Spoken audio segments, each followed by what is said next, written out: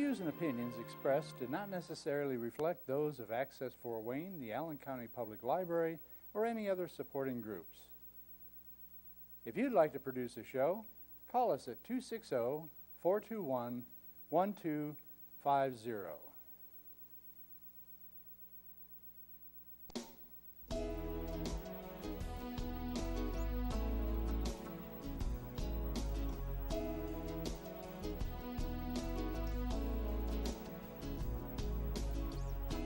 Let me be your lighthouse so I can show you the way. Let me be your shining light, I'll keep you from drifting away. I'm the one that makes you try. Hello, this is Patty Hunter. This is Patty Hunter of Patty's Page. Thank you for coming into my studio here, Studio B, at Fort Wayne, Indiana. It's called Fort Wayne Access TV station, and I have guests with me today. My special co-host is John Dickmeyer. Hi, Patty. And my other guest, who I am very pleased to announce, is Senator Andy Zay. Hi, good to see you both. Happy to be here today. Thank you for coming. No problem. We're very proud of you that you have become a senator. Oh, thank you. So, where have you been born and raised? Yeah, my background's right here near Fort Wayne. I'm 20 miles down the road in Huntington, Indiana. I was born, lived, and raised there. I'm a protege of a small business family. My parents owned a business, and I'm continuing that business. I'm the third generation in the car business in Huntington. So proud to carry on that legacy and serve a small town. And that's really what precipitated where I am today, is to serve your community, be engaged, and be a part of your community. And as a small business owner, politics can define you sometimes, and you get engaged and involved. And so for me, the ascension to state senate has just kind of been a natural progression in building that network, making those friends, and serving the community. So you still live there in Huntington? I sure do. Still, as you know, we're a part-time legislature, so I'm still running my family business and live there and raising our children. We are working towards empty nester, but we still have two at home now. So we have a junior in high school and a seventh grader, but two in college. Wow. Yeah, two in college and one out of college, gainfully employed. So. Oh my goodness. It's amazing, isn't it, to have them in college? Oh. They disappear for a part of the year, and then suddenly they're back again. Absolutely. Well, it's a little bit of a testament to your parenting to find out the foundation you built for your children, and to work through that and watch them grow into young men and women, and the responsibilities and the character they maintain and develop with what you gave them, and certainly what they're adding to their life and their education. And we've been fortunate, happy, and very proud of our results thus far, and got one graduating with all accords this May, and so hopefully she'll get out and be a productive part of society herself. Well, is she going to be in politics or? Well, as a matter of fact, she is majoring in politics. I don't know that she wants to get into the elected arena necessarily, but she would like to serve in some sort of supporting capacity, possibly in the industry, working as a government liaison between private sector and government, or serving possibly in a government capacity. She's not certain yet. And the other kids, are they going to follow in your footsteps with the car dealing? Possibly. A little early to say, but we'll see if there will be a fourth generation in the business. That's exciting and scary all in the same, as I know it was for my parents and me joining them in the business. But you did well. But that legacy is, it's a proud legacy. We've served, I believe, our community well, and it's provided for our family nicely. Well, all of the family background brings you to the areas that you're interested in the state senate, and I've seen the list of committees that you're on, and it's impressive, and they all kind of fit together. So, of all the places you are and all the things that you do, what are your greatest interests in government? Well, government needs to be a supporting mechanism. It doesn't need to be the end all to be all. And it's keeping it's creating the American dream and that opportunity and making that available to everyone, and keeping the parameters and rules and things in place as well. But serving on the Agriculture, Natural Resources Committee, Finance and Insurance, and Education Committee. Education is 52% of Indiana state budget.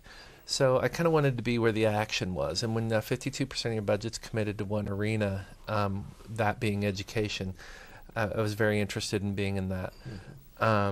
It's an amazing challenge. There's a lot of people, there's a lot of opinions surrounding education when you consider kindergarten all the way up through higher education. There's a lot going on. So, and there has been a lot going on in Indiana. But education is so critical now to our workforce and making sure our students are prepared both coming out of high school and going into those technical degrees, possibly higher ed, and making sure to assist and be a part of our workforce right now.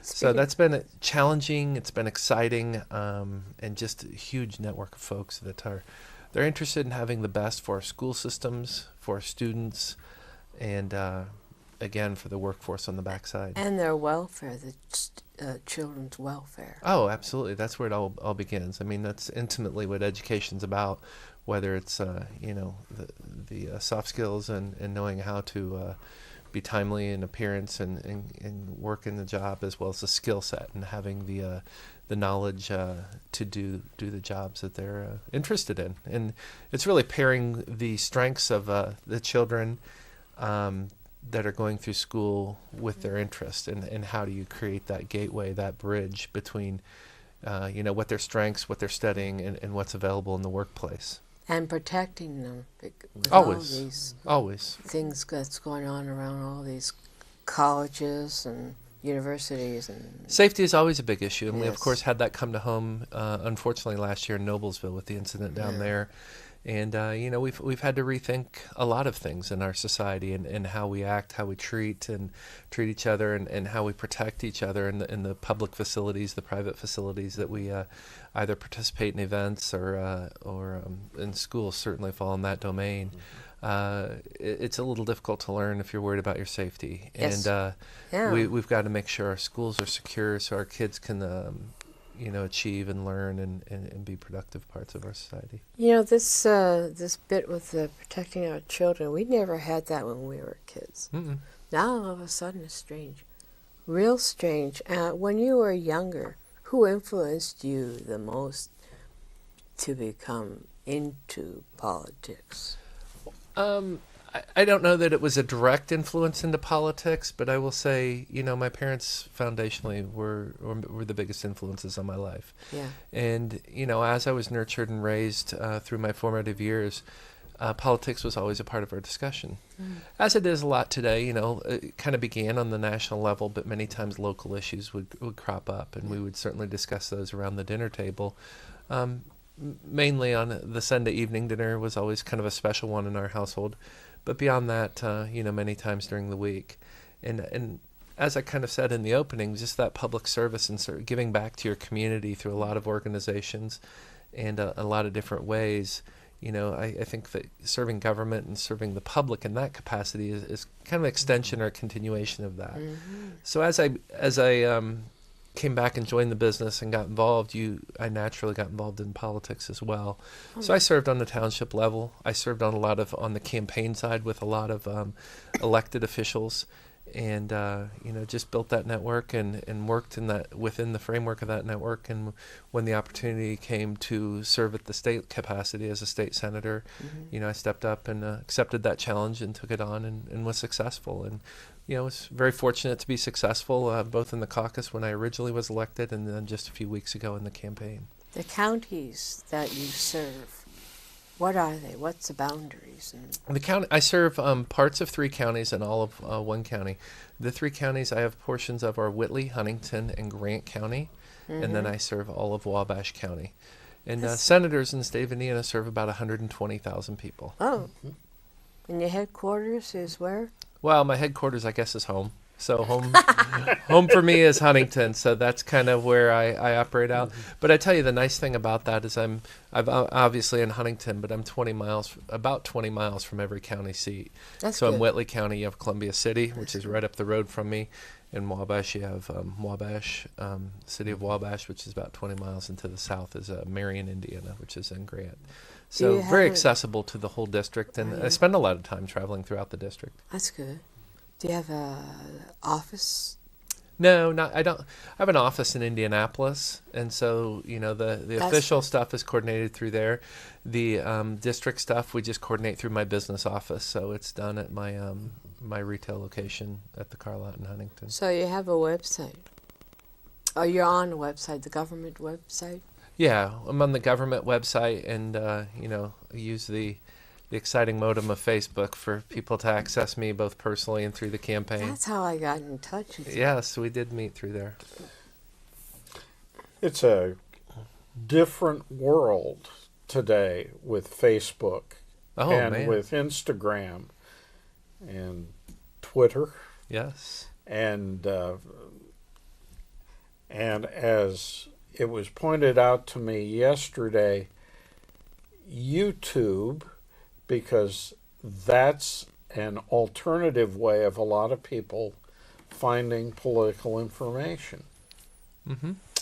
So it's not quite like it was a few years ago when newspapers and network stations ruled the roost.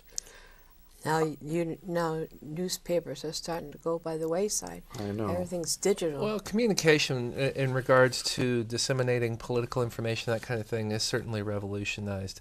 Mm-hmm. And you can really look back just as far as the last presidential election to see where the social media network has really exploded. Now, I'm a little traditional, a little slow to the game, so I don't really have an active Twitter account and Instagram and all that. Yeah, it took me a while. My kids have some of the Instagram and Snapchat and that kind of thing, but I have used Facebook pretty broadly and pretty widely. It's been a great opportunity to reach back to old friends. It's been a great political medium for people to reach out to me and ask questions. And it's been a good way for our family to stay in communication, collaboration, to share family photos and happenings. So, but it's changed a lot, and the opportunity for, someone as important and as distinguished as our president to being able to communicate with people directly. I don't know that, aside from the barnstorming tours of years ago, that direct contact has ever been there.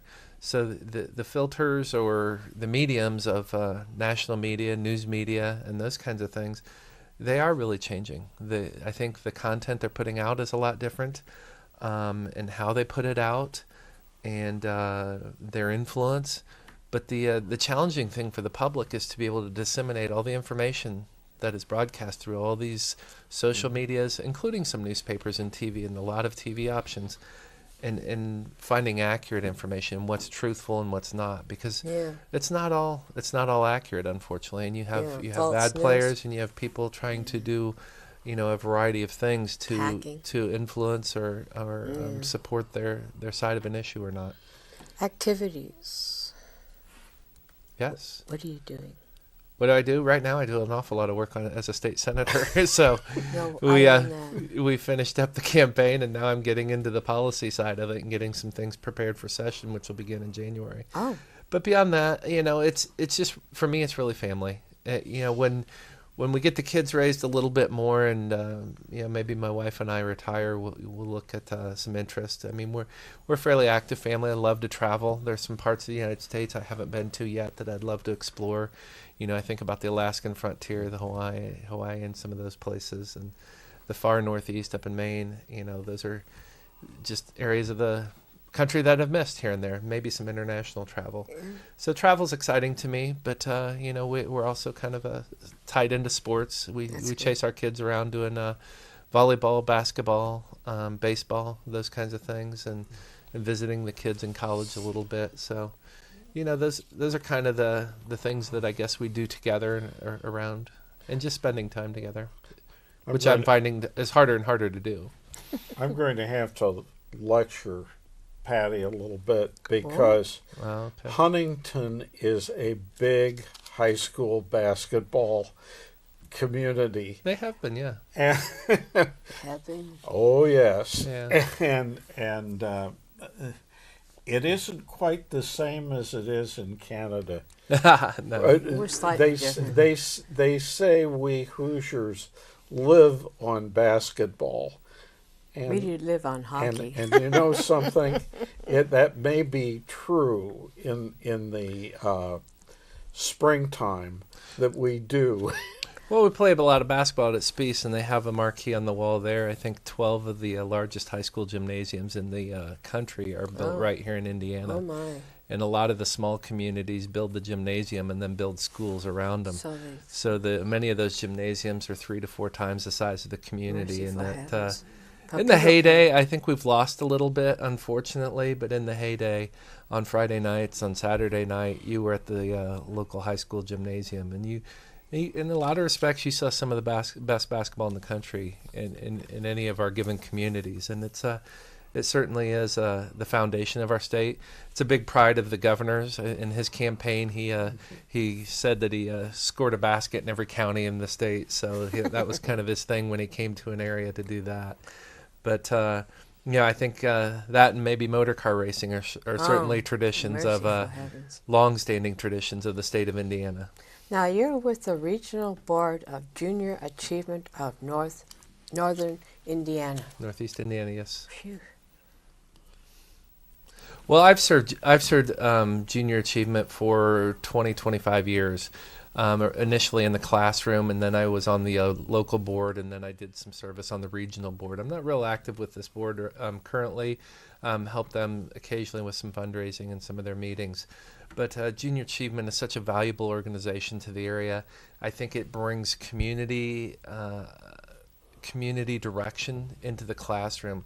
So the kids are studying some civics, they're studying some math and science and other subjects. And Junior Achievement kind of bridges that gap about what they're learning and what it looks like in the community. They have that in Ontario, Junior Achievement. Yeah. I have a question. You've passed several bills. Yes. What are the main ones that you can talk about? Well, I would say that one of the most influential bills and most exciting bills that I passed was one just last year. It was Senate Bill 387. And it did a lot of things surrounding the edge of education. What I say is we added to their toolbox. The broad conversation in education now is teacher and teacher pay, and the challenges in getting teachers in the classroom and keeping them in the classroom. So what Senate Bill 387 did was a multitude of things, honestly. There was differential pay, supplemental pay, there was the career specialist license. But what it did on the one side is it allows school corporations to pay those new teachers a higher salary increase. So we can get them out of the 30s and 40s and up into the 40s and 50s. So good. Those that are qualified, those that are enjoying the profession, those that want to serve as teachers, we can get them up to a more sustainable pay more quickly.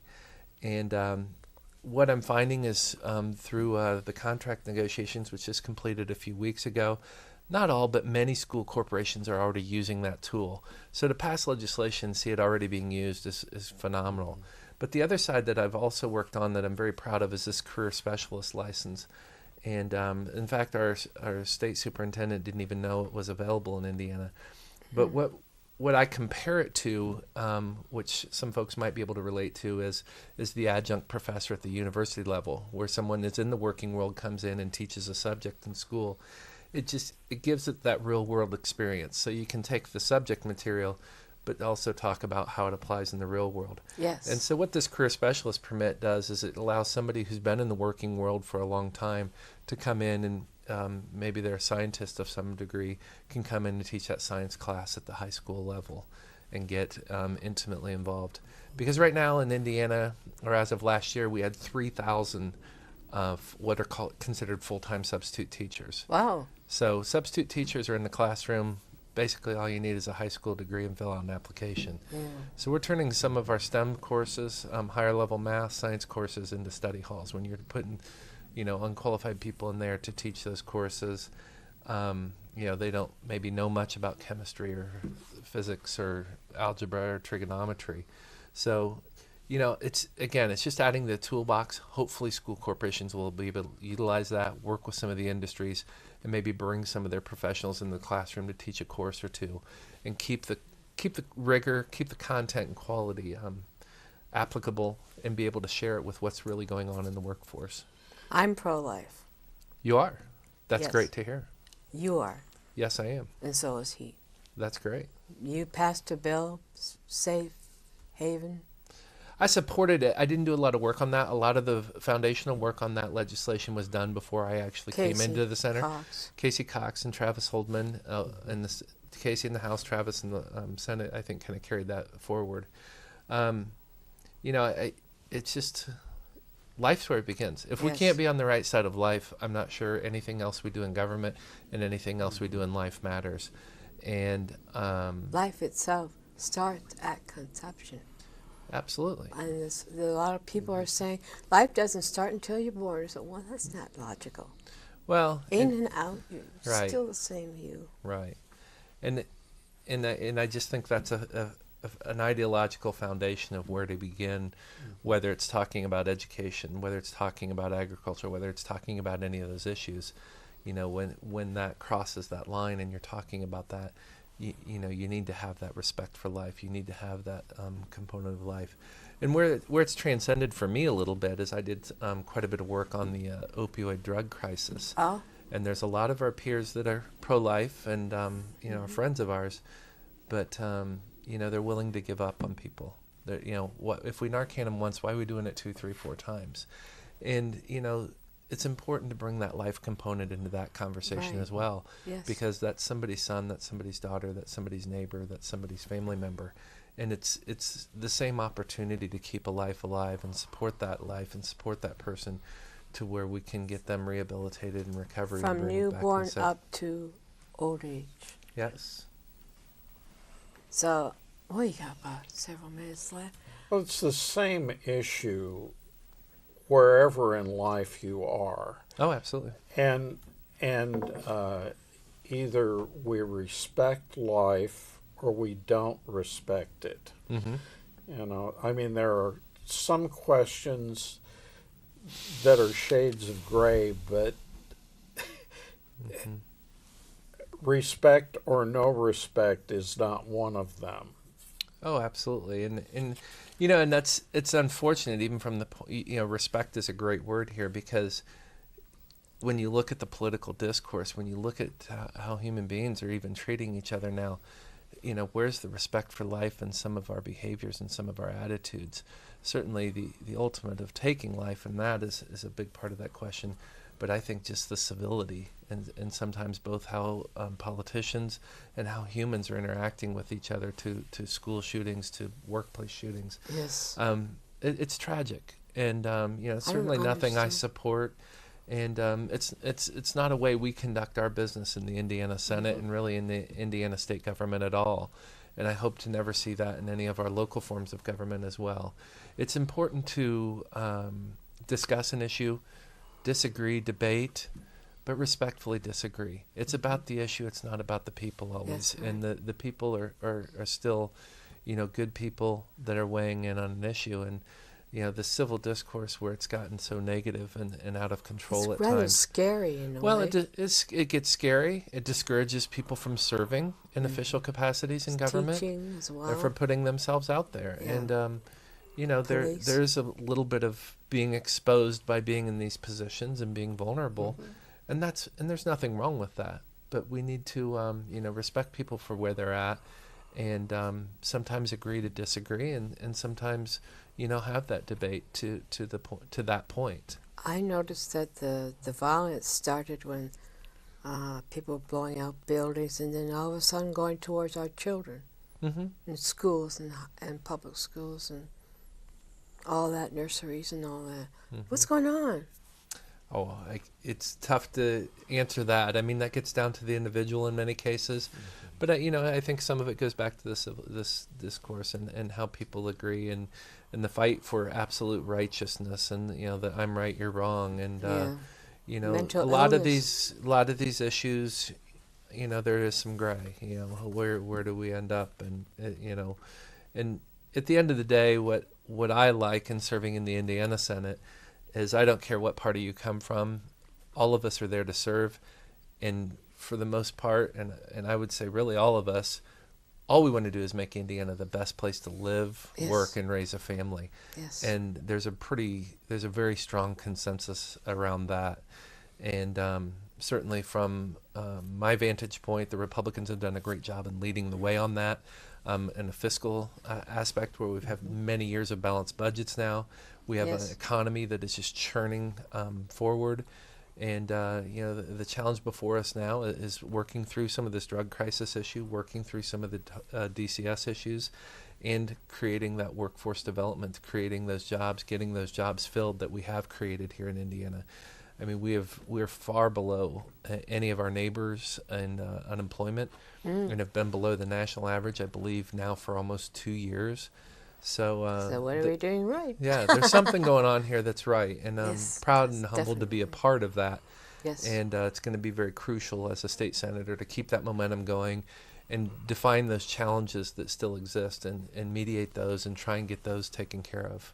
What would you like to say to my audience? We're just about out of time. Well, I'm just, again, happy and honored to be here and spend some time with you today to talk about the issues in the state of Indiana. We certainly covered an issue important to you with your life issue, and the explosion or beginning is probably not the best word, but the safe haven baby boxes, as we've seen some success with those beginning up north and now I think here in the area, and I think you'll begin to see those rolled out. And it's important to understand that we're all in this together. Yes, we are. We're one. We have a great state. We have a very transparent state. The opportunity for people to be involved from the local level to the school level to the state level is available to everyone. And it's important that, as myself as a state senator, to be as available as I can to folks and be responsive to the questions and issues of the day. Yeah, you did a good job. Thank you very I'd like much. to thank you. I would like to have you back as a guest if you would like. Well, yeah, we can look at that sometime down the road. We're going to get real busy here in January. Oh, I know. And so that's after why I the wanted to session, get we you might be able to before. make it available. So. When's the session? January? Yeah, we begin, I believe it's January 3rd or 4th, and we go down for one day, and then the next week we'll go down, through April then, about 4 days a week. That's cool. Yeah. Well, thank you, sir. No problem. Happy And to thank be here. you, my co-host, John Dickmeyer. Thank you. And John, nice to see you. Thank you. Patty, thank thanks you, for having me on. Senator Andy Zay, and this is Patty Hunter of Patty's Page. Thank you for coming on to my show, you guys. And thank you, audience, for coming into our little area of TV. And we'll see you next week. Bye-bye.